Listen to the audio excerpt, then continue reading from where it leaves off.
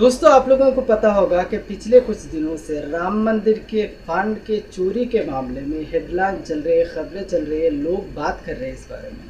All India मजलिस इत्तेहादुल मुस्लिमीन के president सदर हैदराबाद के एमपी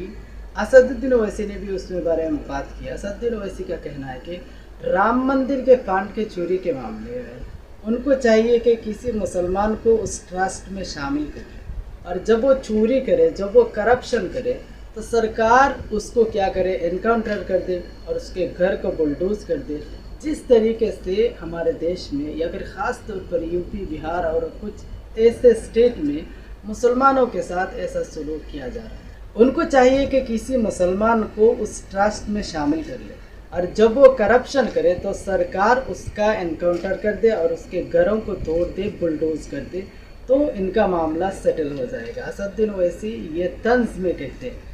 दोस्तों, तमिलनाडु की सरकार यानी कि जिसमें सीएम है फिलहाल विजय तलापति, जो कि एक नई पार्टी बनी थी तमिलनाडु में, जिन्होंने सरकार बनाई है, जो कि पार्टी जीत करके आई है और सरकार बनाई है, जिसमें सीएम है विजय तलापति, जो कि सीएम है वहाँ पर तमिलनाडु में। बात यह है कि तमिलनाडु की सरकार मद्रास हाईकोर्ट, जहाँ पर गाय को काटने पर कम्प्लीटली बैन लगाया गया था, गाय को काटने पर मना किया गया था, उसके खिलाफ जो है सुप्रीम कोर्ट सुप्रीम कोर्ट जा चुकी है तमिलनाडु की सरकार कंप्लीट बैन के खिलाफ। उत्तराखंड सरकार ने मदरसा बोर्ड को बंद कर दिया। मदरसा वह जगह है जहां पर मुसलमानों की तालीम दी जाती है, बच्चों को इस्लाम के बारे में सिखाया जाता है, कुरान हदीस सिखाया जाता है। मदरसा जो सरकारी होते हैं वहाँ पर मुसलमानों की तालीम के अलावा जो है मॉडर्न जो एजुकेशन है वो भी दिया जाता है, लेकिन उत्तराखंड सरकार ने मदरसा बोर्ड को बंद कर दिया है। अब बात यह है कि सरकार उत्तराखंड की हो या देश में किसी भी जगह पर सरकार हो, किसी स्पेशल कम्युनिटी के लिए कोई तालीम देने का सिस्टम तो नहीं है,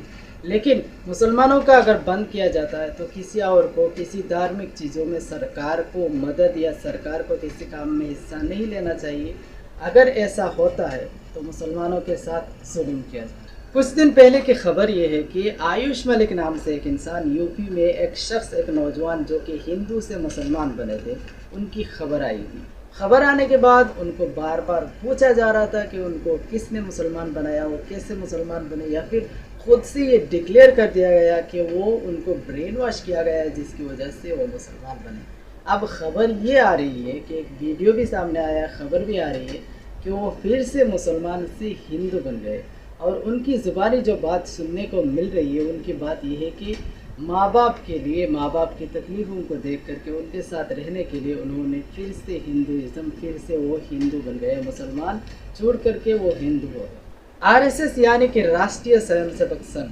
भारत के मुसलमानों के ऊपर, हिंदुस्तान के मुसलमानों के ऊपर राष्ट्रीय स्वयंसेवक संघ के लीडर हमेशा आरोप लगाते हैं मुसलमानों के ऊपर कि वो उनका कनेक्शन पाकिस्तान से। कर्नाटका के एक मिनिस्टर है, कर्नाटका के एक लीडर है, कांग्रेस लीडर ने, जिन्होंने आरोप लगाया है कि आरएसएस के एक लीडर है जिनका नाम